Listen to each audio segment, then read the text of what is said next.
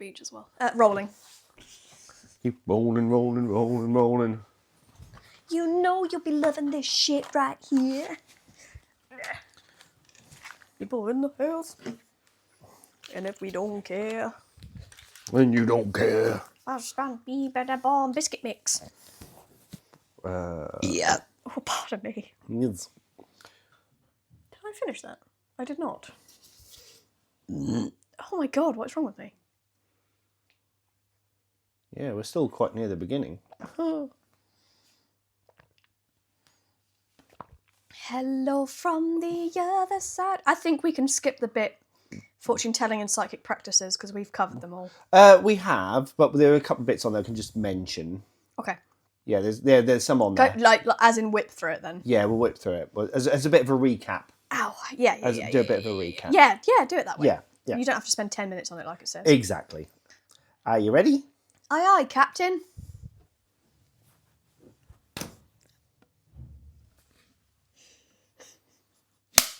Hello and welcome to another episode of Bonus Dad. Just wreck the place, Hannah. I hit our sign because Father asked me if I was ready, and then I said I was ready, but then I realised I didn't have a clapperboard, so I actually wasn't ready, forgetting that we had a clapperboard. Anyway, hi, this is part 2 of fortune telling. Fact. No, not fact. Fate or fiction. Fate or fiction. Fate or fiction. Fate so, or fiction. In the last episode, we finished off with the tarot reading, didn't we? We did. We did indeed. So, just to give a quick recap on last week's episode. Yeah. Yes. We spoke about the tarot cards, and we did a little bit of a tarot reading. We did. But one thing that I didn't mention is that tarot cards have 78 of them. In total. Yes. They're not a deck of 52, 78 cards. 78. And I noticed that because when I started shuffling them, I was like, cool, this feels a bit more than a normal pack. And Yeah. they're longer as well. Yes. In card shape. And they do have what's called the major arcana or arcana and minor arcana, which we kind of touched on previously. And they are, and as we said, the actual tarot cards started as a game. It was just a game. It was, it was. Just like Ouija boards. Yeah. So other types of fortune telling and practices. There's also astrologies. Yes. Yeah. I'm a Leo. You're a Leo. I'm a Cancer. Yep. Yep. Your mother is a Libra. Yeah, she's a Libra. Yeah. I think Mitchell's a Taurus. Is he? Is he a Taurus? Are you going to message him? No, I'm going to Google it. I know his Google birthday. I think anyway. Yeah. So, of course, with astrology, you have the birth charts. He's a Taurus. He's a Taurus. Yeah. Birth charts. You have the zodiac signs month by month. Yes. Yeah. Well, no, they're not calendar month. They're not calendar months. No, they kind of go from like the 22nd to the 22nd, aren't they? Something like that. Was it? Yeah. Yeah. Something like that. Yeah. It changed recently, didn't it? Because did it? Well, not recently, within the last 10 years or so, because of how they originally calculated them is not as good as the maths we have now. So they slightly shifted them all along a little bit. Oh, right. Okay. Yeah, it's a thing. Oh. Did you want to know how compatible you and Mum are? Oh, go on then. Libra and Cancer are considered a mixed bag, high effort pairing, often rated with a moderate compatibility of 60 to 70%. Right, okay. Because Libra is an air sign ruled by Venus and Cancer is the water sign ruled by the moon. Their relationship combines intellectual social energy with deep emotional sensitivity. They are both cardinal signs, meaning that they are natural leaders and initiators, which can lead to a dynamic if something competitive happens within their relationship. Ooh. Would you like to know, Leo? Yeah, go on, yeah. Taurus? Yeah. Compatibility. Leo and Taurus, fire and earth, Ooh. share an intense, passionate and loyal connection, often characterised by a mutual love for luxury, stability and devotion. While they face challenges due to stubbornness and different communication styles, they can build a long-lasting, powerful relationship if they compromise and embrace their differences. I'm sorry, just go back a bit. There's a word beginning with S. Is it saying that you're Stability. stubborn? Oh no, is it saying that you're stubborn? No. Intense, passionate and loyal connection, often categorised by mutual love for luxury, stability and devotion. Oh, yeah. While they face challenges due to stubbornness. I was like, I didn't read stubbornness. Yeah, I did. Yeah, you did. Yeah, I'm a stubborn human. You are indeed. I can be. Yeah. I'm willing to change my views. That is the difference. But if I know I'm right, if I know I'm 100% right, I'm stubborn about it. Yeah. I won't let it go. Yeah.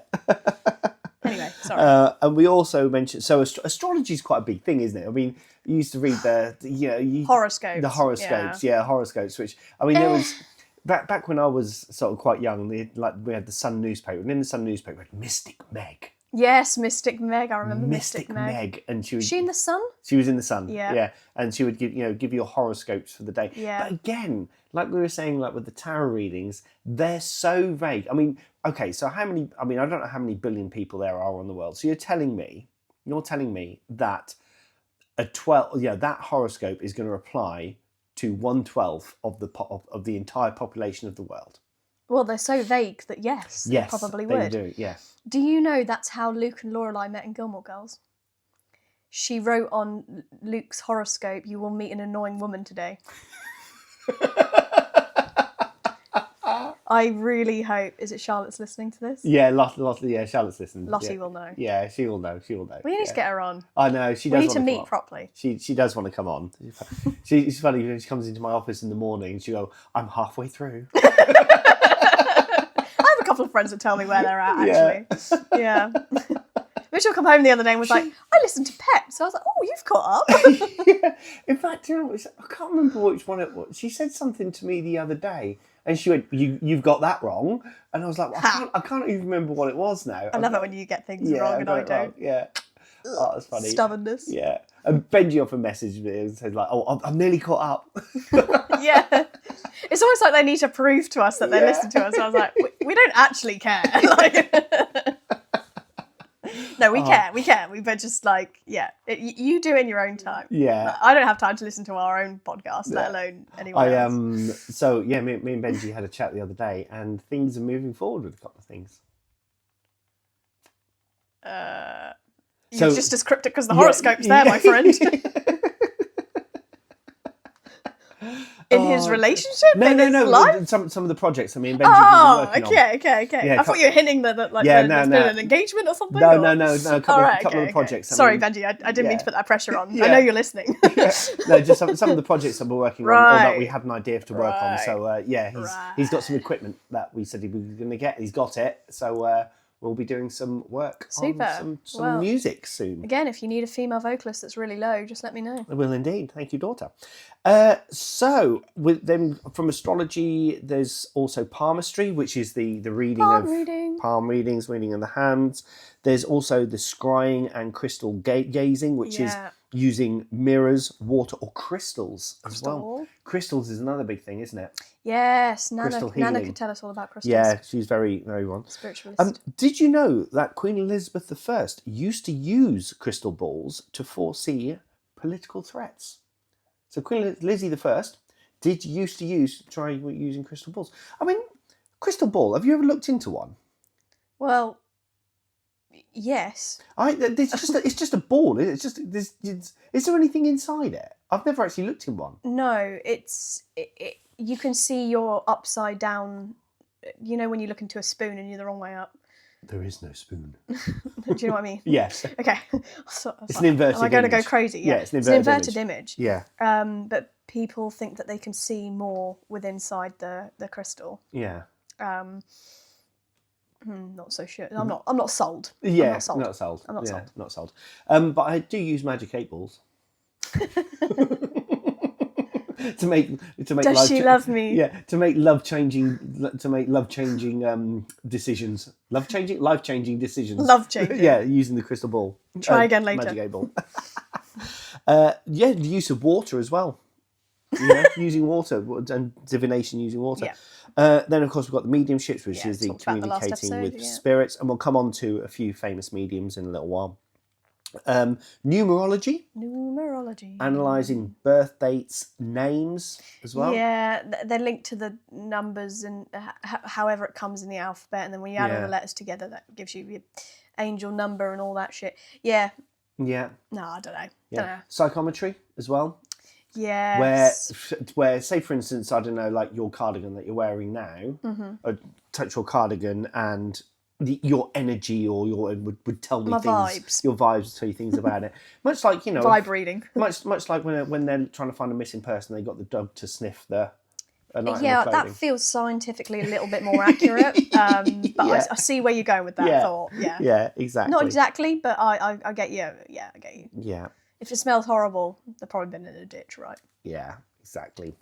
So they're the kind of tools that are being used in this kind of area of, should we call it pseudoscience? Pseudoscience. I like that. That feels very respectful. Yeah, pseudoscience. Now, the psychology. Do a little bit delving into the psychology and the science behind it, but really behind the belief of it. Yes. Why people buy into it and why people believe it. I mean, hope.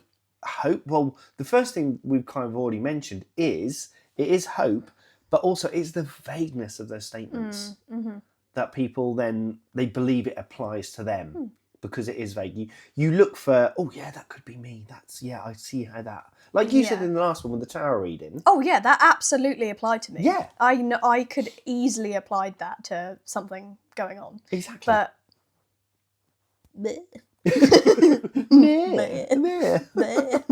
And then we've got, which I did mention in the previous episode, is the cold reading, and that is observing posture, looking to see how people react when something is said, whether it be negative or positive, and then reading those reactions and then making educated guesses on the back of that, which is your Colin Fry's, your Derek Acora, your Darren Browns as well.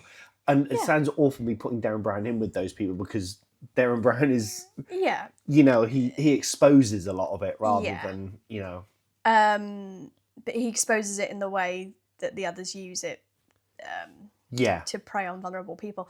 I think cold reading is also again used in the therapy room. For example, if I'm talking about something and I'm doing this with my hands, obviously I'm feeling uncomfortable. But if I'm sitting there and going, oh yeah, well this is this and this is that, and I'm flamboyant with my hands, they know I'm feeling okay about it. Yeah, like it's cold reading is not a bad thing in itself. It's not. I do it at work quite a lot. We all do it. Within my job, when I'm talking to people, I look to see how they're reacting, what they do, because I need to tailor what I say. Or, I've had people come speaking to me and we'll be discussing something and I'll be reading their posture, reading them and even the way they look, everything about them I'm looking at, because I might get these percentages wrong, and I should know this. I really should. But when you're communicating with somebody, only 20%, and again, I'm throwing that percentage out there, I think it's a very small percentage, we'll say 20, is the words they are saying when you're talking to someone in communication. The other 80% is body language, tone, all of that. That makes up the communication. It also helps with how you react to what they're saying as well. Exactly. I'm not the best at reading people. I'm happy to hold up my hands and say that. Yeah. And then I'm conscious of how I'm going to react to what's being said. And I internalise that a lot, I think. I go, rather than responding at all, I'm so worried about responding that I just don't respond. There's something, because some people can definitely read it a lot better than others. That's what I'm saying. I mean, so when we go on to, I think we said this in previous episodes, when you look at text messages and phone calls and where they are, because you're only dealing with the written word, text messages can be completely misconstrued because there's no tone, there's no body language. Which is my preferred method of communication, actually, because at least it's freaking direct. At least I know what's being said. Shall we just talk about communication on the phone? Shall we just mention what happened on the phone? Was it yesterday or the day before between myself and you? Just explain. I knew this was going to come up today. Just explain to our listeners and the viewers the communication that happened between you and me 2 days ago on the telecommunication device. So, yesterday I was feeling really poorly. Yes. This is the mood I was in, right? Yes. Just to paint the picture so I don't look a complete arsehole. Yeah. I was really poorly. I was laying on the sofa. Yeah. And I get a call from Davey, knowing that we'd been talking on the phone for a little bit, so I know he's okay. Yeah. We'd spoken in the day. Just say, yeah. I'm going to preface that had I thought there was an emergency, I would have genuinely picked it up. Yeah. But we'd already been talking, so there can't have been anything that happened within between the 15 minutes of the first text that we've kind of closed off that conversation fine. Yeah. And then I just get this call through, I decline it because I'm feeling pretty rough. Straight away. There was no hesitation. I did actually. I let it ring for a couple of rings. I must admit, and then I declined it, and then I just sent the message. Why? But then what did I send? You're lonely. And I still didn't call him back. Because I was going off to bed. That was funny. It was Friday. It was Friday because it was the night your mum went out with Becca. They went swimming. See, right. So I was sitting there alone at home, and there was a few things that I wanted to kind of go over with you. A few ideas regarding the filming of the podcast and that's what I wanted to talk to you about, rather than put it all in a text message. So that's why I rang you. But when you put why, I thought I'm going to make you feel guilty and just put lonely. Okay, right. So you wanted to call me about the thing that I told you that I can't talk about because it's not in front of me. You literally gave me all the ingredients for the cake without giving me the frickin' recipe. So excuse me while I don't want to have a call about something that I cannot comprehend it if it's not in front of me. Although your message the other day did make me laugh as well about the ChatGPT. Did you see that? What chat got, and it kept bloody auto-correcting it. Yeah, and it just underneath it just said "Christ alive."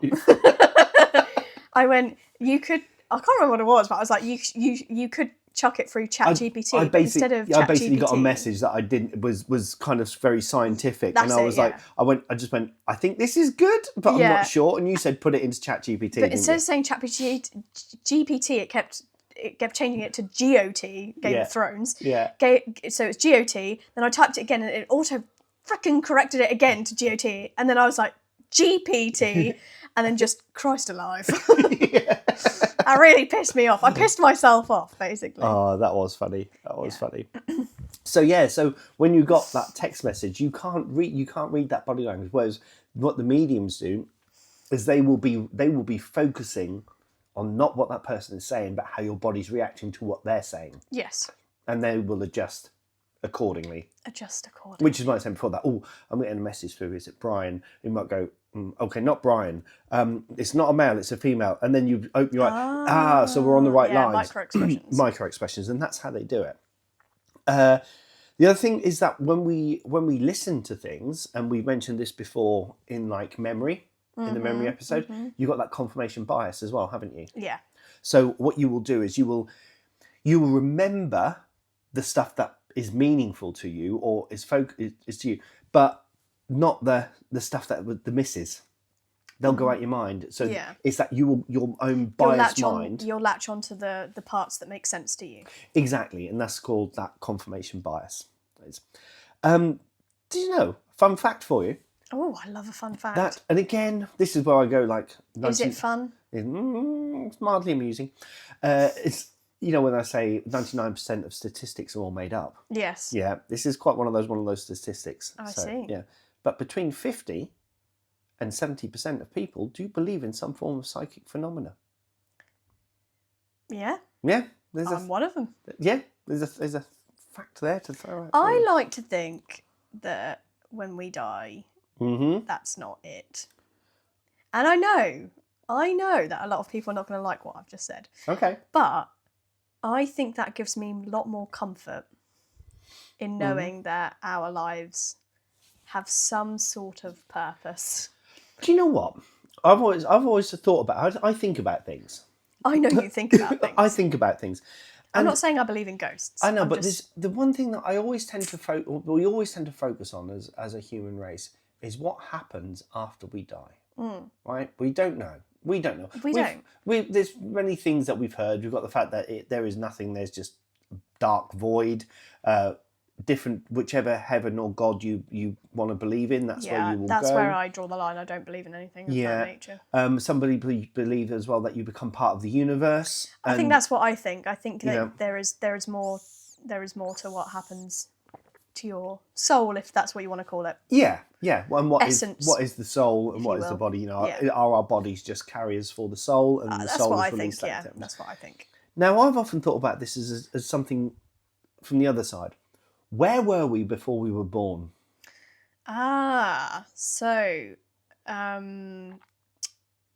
Reincarnation. Yeah, where were we? Yeah. Reincarnation. Possibly. Isn't there that kid who knew everything Yes, about Barrow Island. Yeah, Barrow you Island. knew exactly what I was going to say. He'd never seen a documentary on Yeah. it, but he knew all about it. He could name people on the island. That Yeah. was creepy. Yeah. I mean, it could be all fabricated, theatrical, but that was a bit freaky. The other thing is, if you believe in reincarnation, and this is where I think it kind of falls down a little bit. Sure. Okay, so there are only so many thousand or so many people on the planet, okay? But a population is always growing. Mm-hmm. Yeah. So where are the extra holes coming from? Yeah. If reincarnation is a thing. Yeah. Or is it animals? Is it the whole point of matter can neither be created nor destroyed? Therefore, you spent one life as a dung beetle and you come to and now you're humans, which is why there's more humans and less animals. So which is similar to the Indian kind of caste system, was working the way up. You know, exactly. The better you are, the more likely you are to be put into a body that's gonna. But yeah. Yeah. But also that places a lot of blame on your past self, if that's what you want to call it. Yeah. And I don't like that. Mm-hmm. Why should you be punished for someone else's mistakes? Yeah. It doesn't quite ring true with the kind of the Christian idea that, or Christian or Catholic in your sense, idea that you're brought up with, that you're already kind of starting off in sin. Yeah.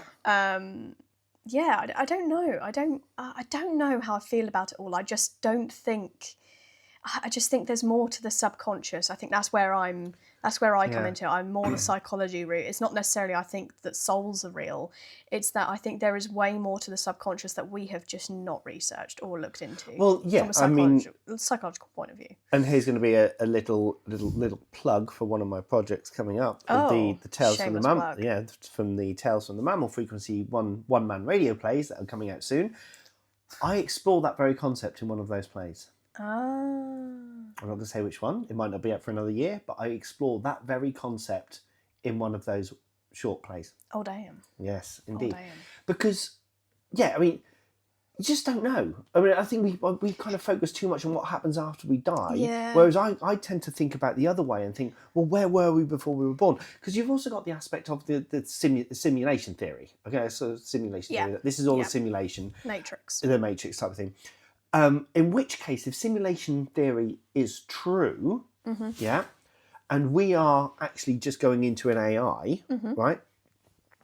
How are we choosing which life we go into? Yeah. As well.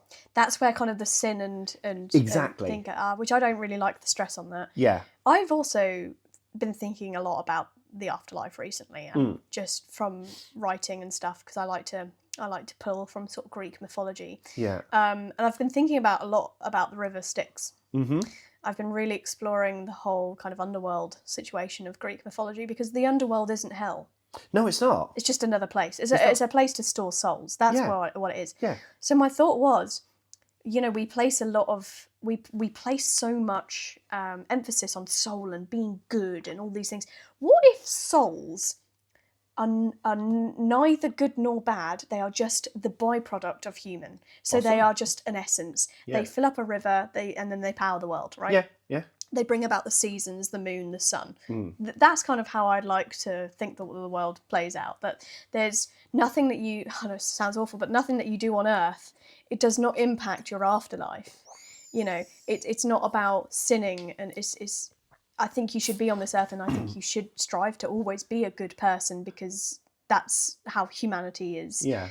Should be, shall we say, needs to be, perhaps maybe a better way of putting it.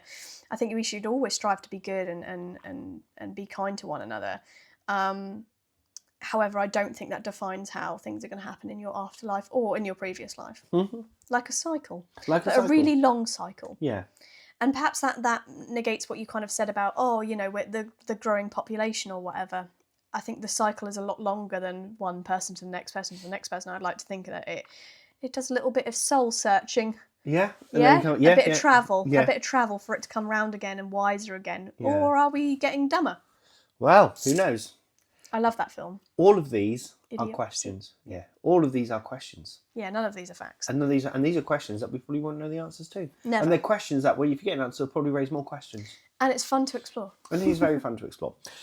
Should we go on to famous psychics? Yeah, let's rattle through some famous psychics, because we kind of went on a little bit of a tangent. Yeah, apologies. Yeah, no, it was me as well. I'm gonna throw some names out to you now. Let's see if you've heard of them. Say my name. Yeah, sorry. Edgar Cayce. No, I haven't. No, so Edgar Cayce. What's his case? So yes, he was born in 1877. Ooh. And he died in 1945, and he was known as the Sleeping Prophet. Oh my gosh, what did he dream? He delivered over 14,000 trance readings. So he would go into a trance. Oh, okay. Yep. Sleeping slightly different to what I was actually thinking. Yep, not trance music like Saltwater by Chicane. He would go into a trance and he would read things like about health, dreams, past lives, global events. Now, he claimed that he predicted the Great Depression. He also claimed that he foretold the discovery of the Dead Sea Scrolls. Right. Okay. And he offered insights on holistic medicine years before it became mainstream.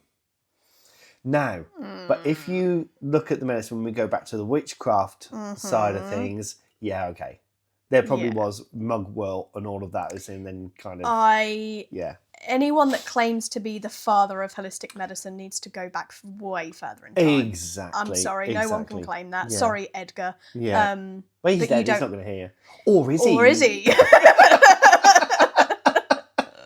Maybe we've got to be careful what we say about these people.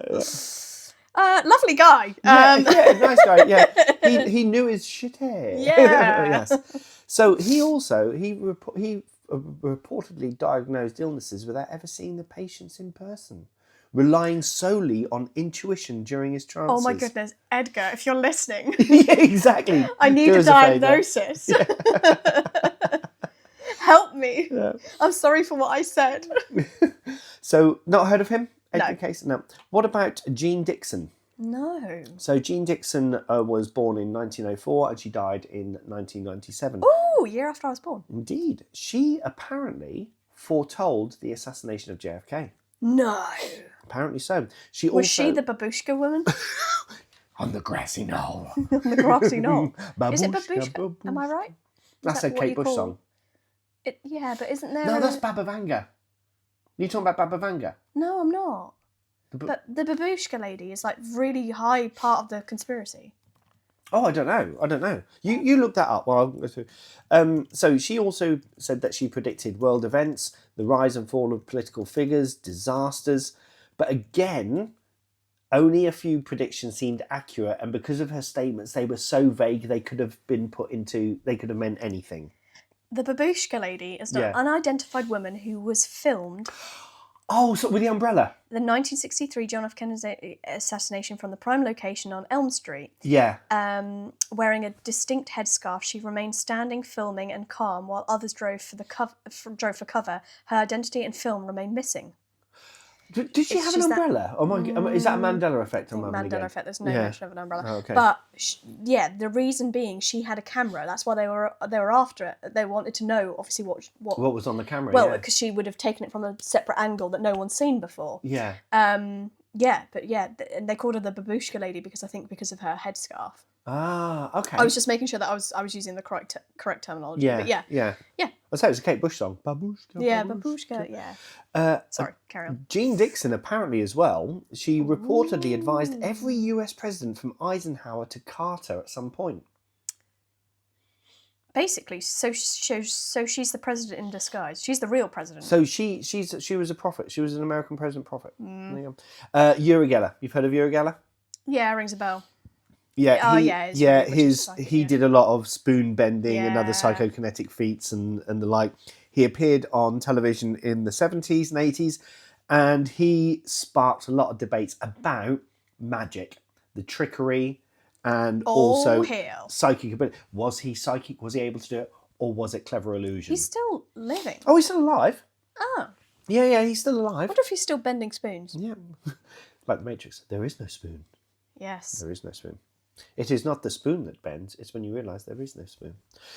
Sylvia Browne. Browne. She rings a bell. She was born in 1936 and she died in 2013. She was a self-described psychic and spiritual medium, and she appeared on TV shows such as The Montel Williams Show and America's Psychic Challenge. She claimed that she communicated with the dead and helped people find missing loved ones. Now, there was a bit of controversy about her because she was criticised for giving inaccurate information in criminal investigations. Really? Not surprised. Eek. Yeah. She did have a very large devoted following, and that following kind of brought kind of like the psychic thing to the foreground a little bit. Now, this dude, you must have heard of our boy Nostradamus. Yeah. Yes. So he was a French astrologer between the years 1503 and 1566 was his lifespan. He's I think the most famous one He is the most famous in my opinion. The Nostradamus predictions. Yeah. He was, I say, French. He was a French astrologer, French physician, famous for his cryptic, what they call quatrains. So he apparently predicted wars, political upheavals, disasters, centuries before they happened, or so people claim. We're still looking at Nostradamus predictions now. I mean, one of Nostradamus predictions is one of the famous ones is the 3 Antichrists. Apparently, we've already had 2, Napoleon being one, Hitler being the second. The 3rd Antichrist is going to create the 3rd World War. Trump.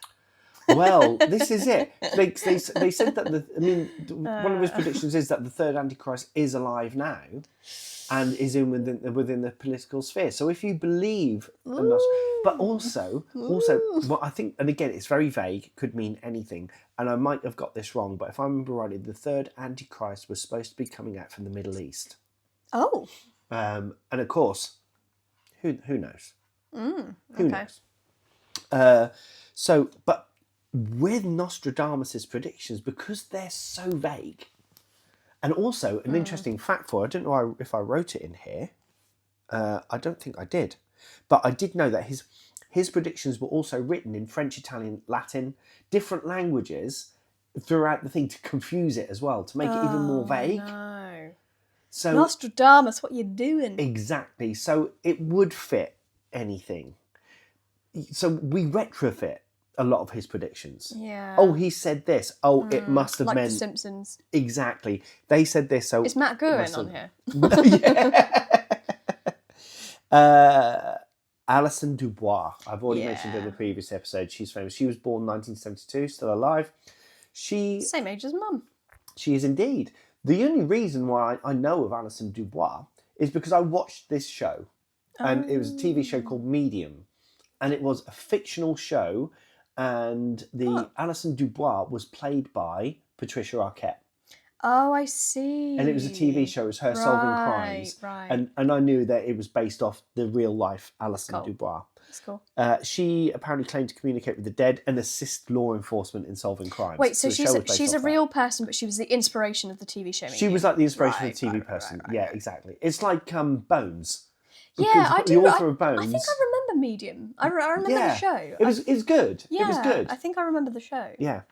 She apparently also has 3 daughters who... I say apparently, she's got 3 daughters, but apparently also has the same psychic ability as her. Oh, damn. So yeah, according to what she's saying. Whole family of them. Yeah. Ever heard of the Fox sisters? No. I mean, are they anything to do with the constellation? No. They were the Seven Sisters. The Seven Sisters, yeah. They were born in 1848 and died in 1892, and they were credited with launching the Spiritualism movement in the US. Oh, damn. And they were famous for, it says here, rapping communications from spirits, but that would be like they would funnel spirits through them, not like Eminem. Mom spaghetti. Yeah, but they did. They actually admitted. Yeah, they actually admitted that it was fake. They were faked later on. Yeah. You foxy sisters, Indeed. you. Then we've got the Russian occultist and co-founder of the Theosophical Society, Madame Blavatsky. Madame Blavatsky. Yes, 1831 to 1891. Bit before our time. Indeed. She said that she accessed hidden spiritual knowledge and foresaw some social and scientific changes. Oh. She actually influenced quite a lot of the New Age movements, and I know she was kind of a little bit influential in the Golden Dawn and all of that area with witchcraft as well. Ah. Okay. So then we've got, I already mentioned her, Baba Vanga. Yeah. So she is a Bulgarian mystic who predicted global events and allegedly predicted the 9/11 attacks. And she's often referred to as the Nostradamus of the Balkans. Oh my. She went blind when she was 12. And she then claimed after her blindness that she could see these visions. Oh, damn. She's I mean, we could talk a lot about Baba Vanga. Oh, damn. We could talk a lot about Baba Vanga. What an interesting person, yeah. I think you should have a little look at, when you get a sec. Oh, she died the year I was born. She died the year, so you could be Baba Vanga of the incarnation. I am mildly blind. Yeah. So, now we go on to, because a lot of that was like what we said about fortune tellers and psychics, is when we said about the, being in the room with the crystal ball. Mm-hmm. Times have changed, haven't they? Yeah. A lot of it is now interwebby.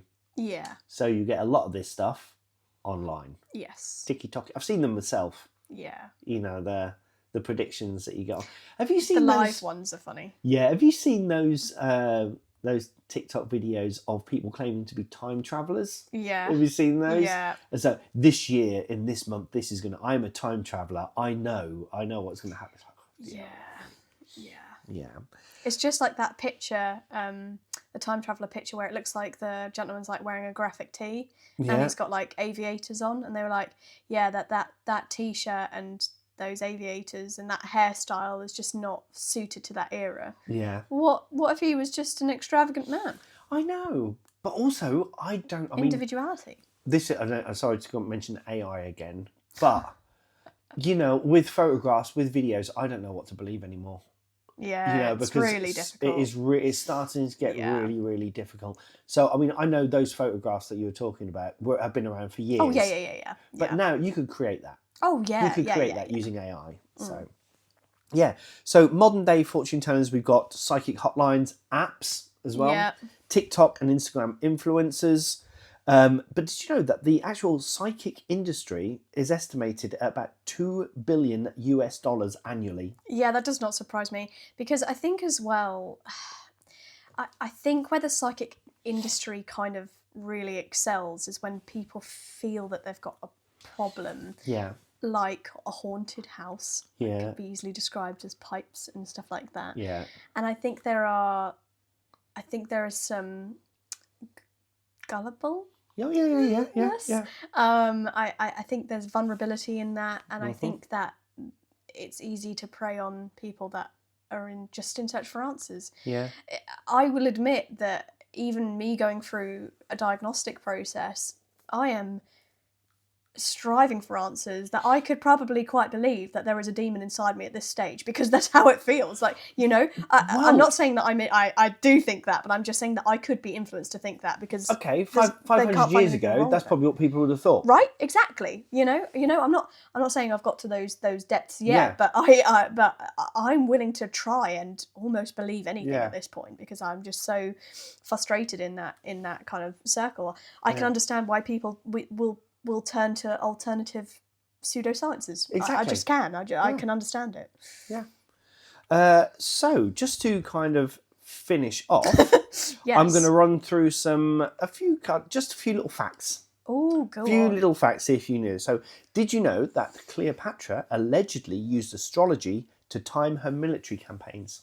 Makes a lot of sense. Yeah. That was their calendar. Mm-hmm. Yeah. Yeah. Quite believe that. That some psychic mediums claim that they can read emotions from a photograph alone. Yeah. Yeah. Well, Yeah. Because you're looking at the picture and you can. Yeah. Yeah. I don't. Yeah. That's fine. See, I told you the world's first documented tarot deck was made in 1430s Italy. Yeah. That one was 1971. Yeah. Apparently, Baba Vanga, who we've mentioned just recently, predicted Brexit decades before it happened. Wow. She is a really interesting character. Have a little look into her. I might Google it. Yeah. Did you know that fortune telling was illegal in 18th century England, but widely practiced secretly, and that was part of the Witchcraft Act? Oh, damn. It's part of the Witchcraft Act I mentioned. And that palmistry was considered a legitimate medicinal diagnostic tool in India. Oh, damn. So they used to read people's hands to get a medical diagnosis. But is that not the same as reflexology? Quite possibly. Which is the feet. You got the head one as well, haven't you? People read the bumps in the head. Yeah, I don't know. Phrenology, is it called? I don't know. Sorry. Yeah. But that is no different. No. I knew I'd written it down. Nostradamus used a mix of Latin, Greek, and French. It wasn't Italian. It was it was Latin, you Greek, went a bit and left French. field there. So he was French, but was French. that's a Latin. Is it a Latin? French wasn't Latin. Italian is evolved from Latin. Latin-based. Yeah. Sorry, my bad. And English. We've got a lot of Latin. Yeah. So yeah, not to obscure his predictions even further. So again, the vagueness of it is what I said a little while ago. Edgar Cayce had no formal medical training. Oh, damn. But gave health readings to thousands. I wish he was still about. I reckon he could diagnose me. Yeah. Uri Geller has claimed that he has influenced NASA experiments. I mean, a lot of people can claim they've influenced things. And I mentioned the Fox sisters with their ghost rapping, but not like in an N. Fricka fresh. Yep. A lot of it was them cracking their bones. Oh, like this? Yeah. Oh, damn. Channeling things through. Oh, so my. There we go. So. I can't believe I did that. That really hurt. So, fortune telling. Let's throw it all together. What is it? So, you can say it blends kind of history, psychology, culture, mystery. Preying on the vulnerable. And people are drawn to it, would you say, because of curiosity? I know I am. Curiosity for me. That's why I looked into it, because I was curious. Some people want answers. Yeah. And they're willing to go, that's what I mean by the diagnosis side. I think there are people out there that would be driven to pseudosciences to explain things that scientists, doctors can't understand. I honestly, truly, hand on heart, understand why people would do that. Yeah. Easily. See, I look at it from outside that. I look at it from like it's where I go in with the effect of from a scientific approach, like why, because again, studying psychology, I'm just interested in all of that. What is it? Why do people go for it? What makes that tick? How do they then do it? Which is why I love watching Darren Brown. Because other people don't have the answers, and I think having an answer at all is better than no answers. Yeah, you know. I really do, and I genuinely, especially old Edgar Cayce, I do understand why people would go to someone like that to get answers. But also, it goes back to that, where people might think that life does have some meaning to it. I think when predicting the future, fate and all of that. Purpose. I think purpose is huge. Yeah. I think if you don't know your own purpose in life, your own maybe not purpose, your own value in life. I think you can go down some very rocky paths there. Of course you can. Yeah. Yeah. I mean, when you ever seen that video as well, where I think it'll be on Facebook or TikTok or whatever, where it's a lady, she's laying down on the grass, and the camera focuses in on her eyeball. Okay. Right, but then it pulls out. Right. So the camera pulls out, and then you see her entire body laying there on the grass, and it falls out, and then you can see the city, and then it goes out, you see the planet, and then you see the solar system, and it goes out in the universe, and it goes. And I think the idea of the video is just to make you realise how small you actually are within the universe. Insignificant. Yeah. But then what it does, the video does something very clever. Is then as it comes back out, it goes back into the eyeball and comes out. It's almost like saying the universe is, the atom theory, that each atom is it's its own universe, and there's billions upon billions of. That is the case. Horton hears a who. Exactly. Then our lives are pretty meaningless because we're so small. Yeah. And I think it's that realisation of that. You don't want it to be, so you fight for it to say, well, no, there is purpose to it, there is meaning to it, and there is fate. I want to make my stamp on this earth. Exactly. Yeah. Exactly. So the idea of, the fortune tellers feed into that. I want to lead, I want to leave a legacy, but not in a, I have just realised that my windowsills are not level with each other. I've just noticed the one on the left is like an inch shorter than the one on the right. I can even see it from this angle. Yeah. That is disgusting. That is disgusting. I'm never going to not see that ever again. Exactly. Okay. Yeah. Well, that's a fun. Sorry, what did you ask me before I got totally distracted by my No, that's fine. We pretty much finished. Oh. We had pretty much I feel like finished. you had a question for me and I had a really good answer for it. No, we're pretty much there. So, I think... So, that's final question. Okay. Final question to finish off. Well, do you think there are some legs in it, in fortune telling and psychics, or do you think it is? Do you think there's a mixture of both, or it's all tosh and nonsense? I believe that there are ways that have been twisted, but I do think abused.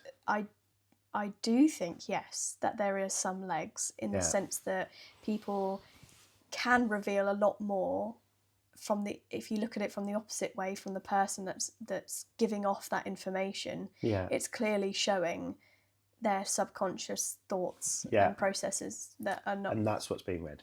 And I think that can be helpful. Okay. For a person, and I think maybe a little bit of hope is not so bad sometimes. Yeah. Especially if someone needs to move on from a loved one, which I think is where a lot of this comes into. And I do think there is some comfort in that. And should we deny people of that comfort? No, I don't. So I guess as long as it's, I think demanding money for those services, I think, is cruel, and I don't agree with that. When someone's in a vulnerable state, I think a lot of people just need someone to talk to sometimes. Yeah. And sometimes these places are the only people that will listen. Yeah. To everything that they're saying or doing with their body. Yeah.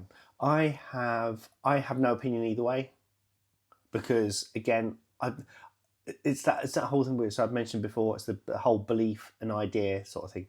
I don't like beliefs, but I much prefer ideas, in the fact that there's nothing proving either way. No. I'm literally on the fence. I think there are. Don't get me wrong. There are people out there being what's the word? Using other people's vulnerabilities. Yeah. Of course there are. And that I don't. And that is wrong. But is there something in it? I don't know. Genuinely don't know. Yeah. So and maybe we never will. Maybe we never will. My mind is open. I won't say one way or the other.